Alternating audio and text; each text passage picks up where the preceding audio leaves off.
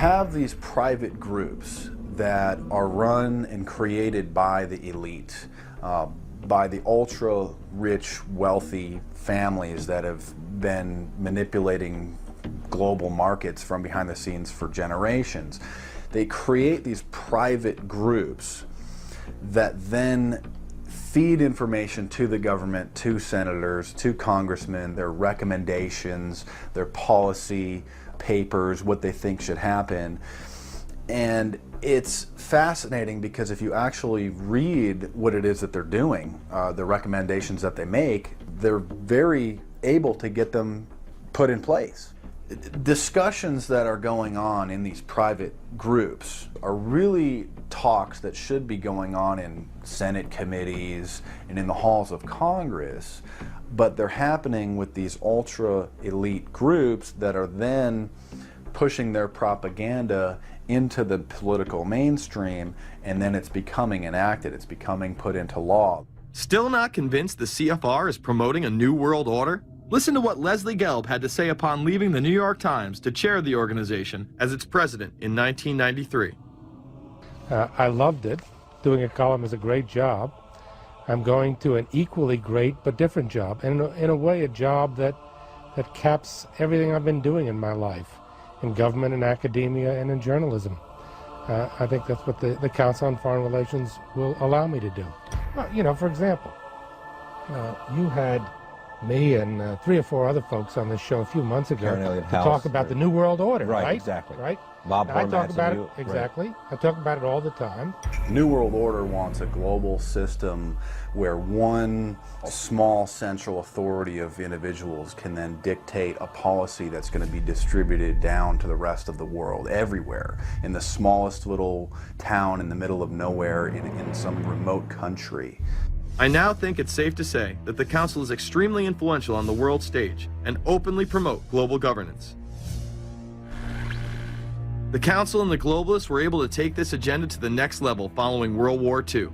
The United Nations was born out of the ashes of this conflict. Unlike the League of Nations, the United States not only joined this organization, they championed it.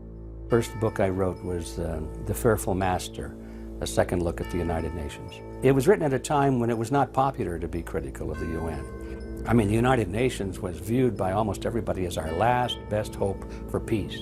It was a means, we were told, to bring humanity together and put an end to war and live in peace and harmony and promote trade and all of these good things. I wish it were any of those things, but it's not. The original charter for the United Nations was drafted in San Francisco in 1945, and the United States became a permanent member of the Security Council, along with France, the United Kingdom, the Soviet Union, and the Republic of China. The process by which other nations' belief systems could be used to erode and eviscerate our Constitution and Bill of Rights had taken a giant leap forward. The United Nations is one of the most well-known sort of globalization attempts.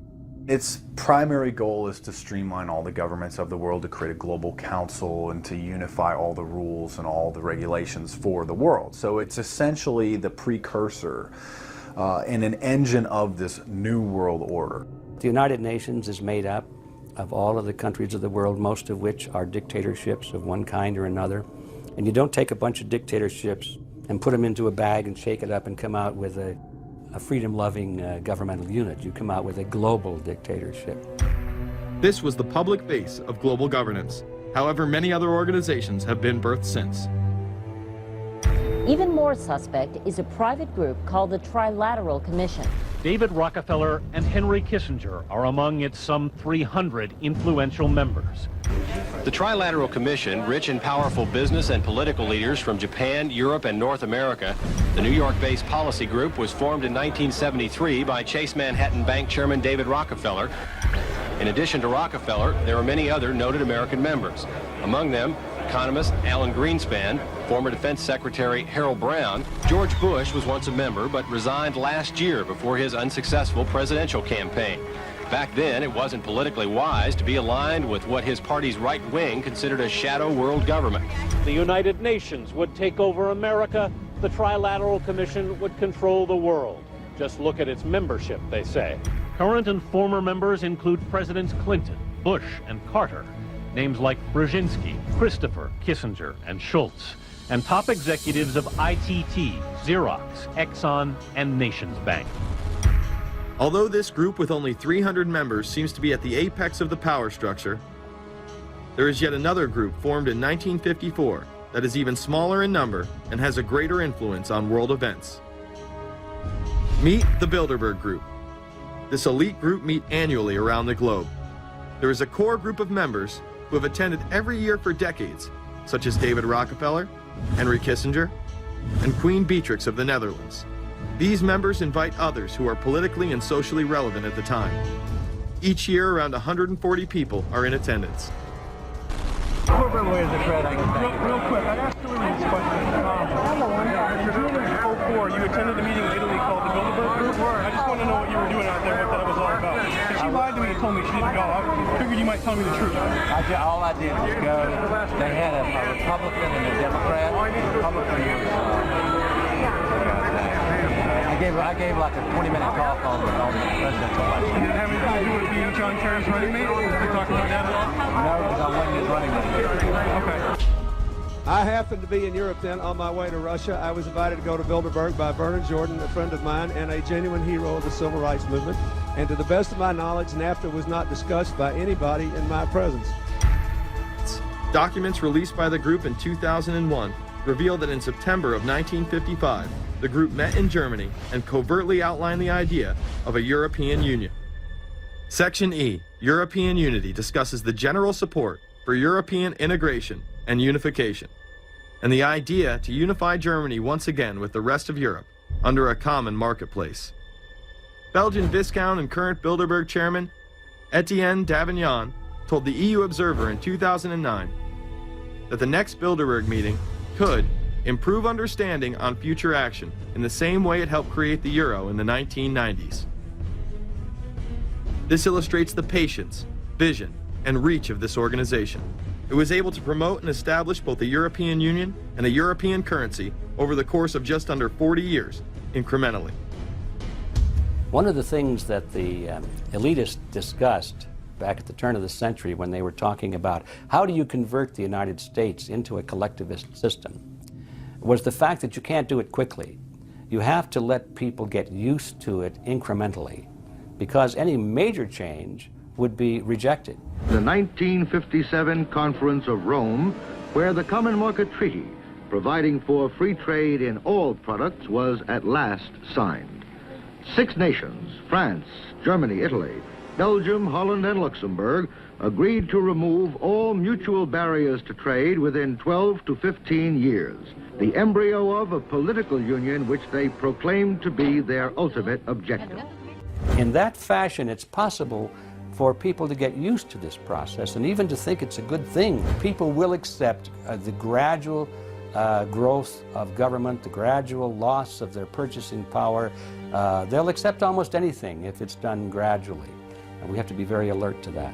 2008 and 2009 attendees include World Bank President Robert Zoellick, Treasury Secretary Timothy Geithner, former head of British Secret Intelligence Richard Dearlove, Donald Graham, CEO of the Washington Post, CNN host and author of The Post-American World, Fareed Zakaria, and many other giants of business, politics, and media.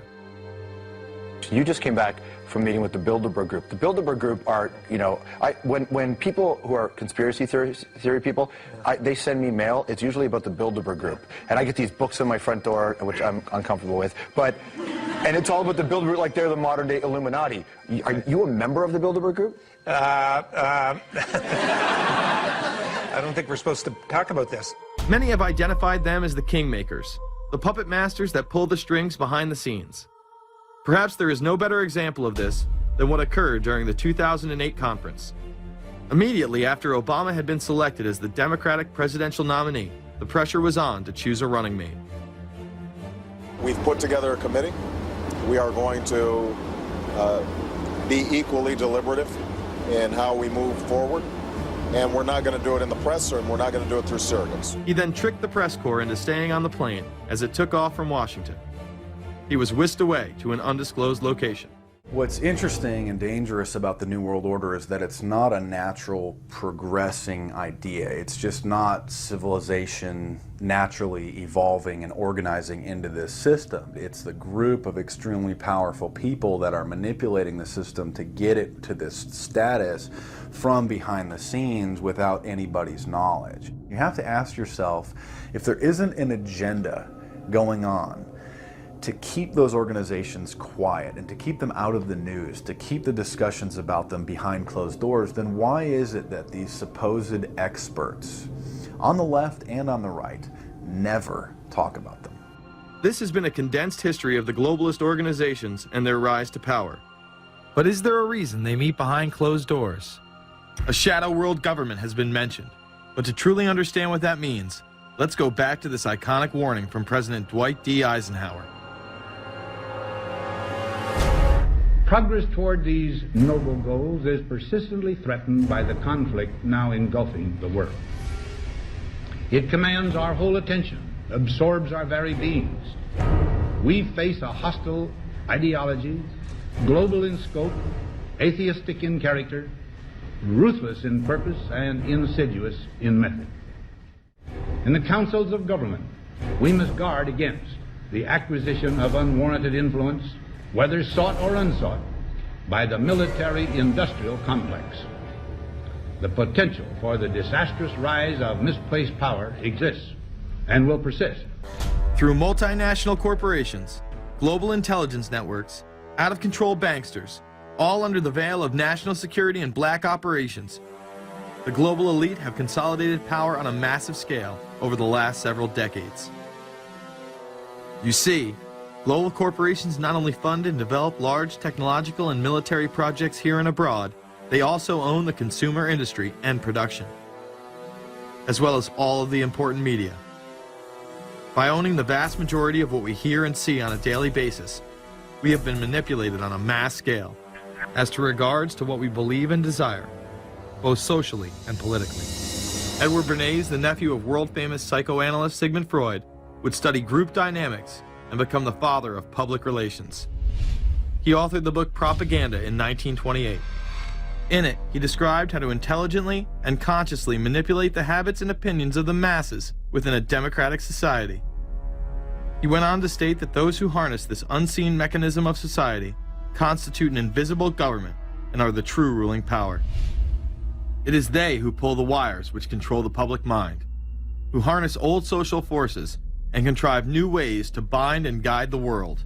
The average American is distracted, mindless, worried about minuscule things, celebrities, as if it was their own family members. And this is by design, because the powers that be, who own the media, know how our brains work. They know scientifically how the human mind functions. They know about sociology, and they are using the media, and have used the media for decades now, to entertain people with issues that don't really matter. When you have the big news networks covering celebrity issues as if it's the most important thing, it becomes the most important thing. And this is not by accident. This is to keep us out of the way. Because if you're worried about the latest celebrity death, or the latest celebrity couple, or the celebrity breakup, or your sports team having a shot at the Super Bowl or the World Series, there's so much information about those issues that can be discussed that will mesmerize people, and they won't know or care about the real issues that are out there. Well, I think this is just one more piece of evidence of the degree to which the media, supposedly the watchdogs, has become the gatekeeper of the system. So as the populace is mesmerized and hypnotized by powerful behind-the-scenes forces, as they are distracted by the latest celebrity scandal, the newest cell phone, and their favorite sports team, this network disguises itself, remaining in the shadows.